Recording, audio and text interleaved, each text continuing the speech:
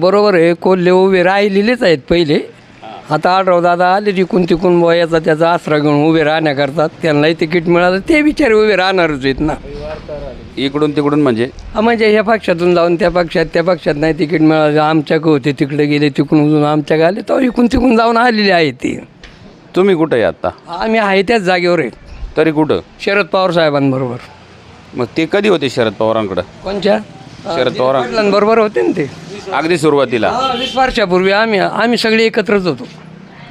मग आज जे समजा राजकीय वातावरण आहे, अजितदादा वेगळे गेलेत, एकनाथ शिंदे वेगळे गेलेत, कसं चाललेलं आहे राजकारण? कसं पाहताय तुम्ही या गोष्टीकडं? राजकारण ज्याच्या त्याच्या सोयीवर चाललेलं आहे, सोयीवर चाललेलं आहे. इकडं नाही जमलं तर तिकडं, तिकडं नाही जमलं तर इकडं, अशा पद्धतीनं राजकारण चाललेलं आहे.